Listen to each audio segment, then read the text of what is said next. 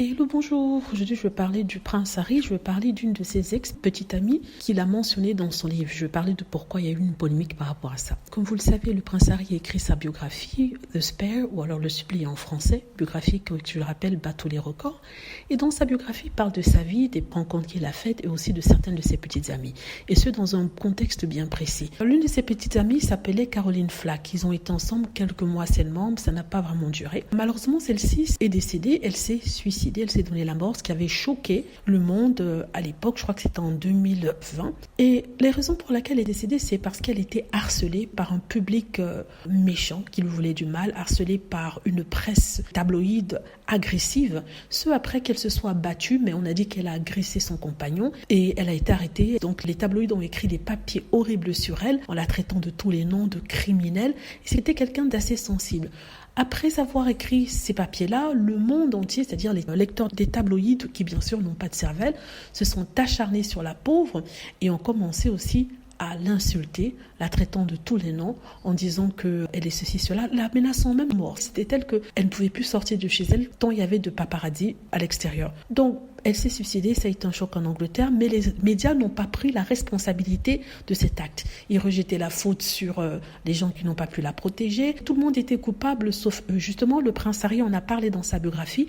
Il a montré certains titres d'articles qui avaient été écrits, Caroline Flack, ce qui avait été dit sur elle dans la presse, quelques lignes seulement. Et à la sortie du livre, le manager de Caroline Flack s'est exprimé sur Twitter en disant que oui, le prince Harry n'aurait pas dû répéter ce qui avait été écrit, que c'était lui manquer de respect que de dire ça et qu'il utilisait sa mémoire pour se venger contre la presse. La presse a repris ça en boucle, renvoyé ça dans tout le monde entier, sachant que la presse n'a toujours pas jusque-là pris ses responsabilités par rapport à ça et le prince Harry ne faisait que dire ça. C'est-à-dire que montrer l'exemple d'une presse assassine, une presse horrible et violente contre cette pauvre fille. En aucun cas, il essayait de se servir de son histoire pour régler des comptes avec la presse. C'était plutôt le contraire, amener les gens à réfléchir sur la façon dont ils réagissent, la façon dont ils se comportent après la lecture de ce qui a été écrit dans les tabloïds qui est hautement mensonger. Et c'est tout simplement ce que le prince a voulu dire. Il faut rappeler que suite à cela, après aussi la dénonciation du manager de Caroline Flack dans la presse, la famille de Caroline Flack, la maman de Caroline Flack, a défendu le prince Harry en disant qu'elle ne voit rien d'irrespectueux dans sa démarche, dans le sens où il essaie seulement de réveiller les consciences sur un sujet qui est assez important, par exemple le suicide, aussi le harcèlement. Voilà.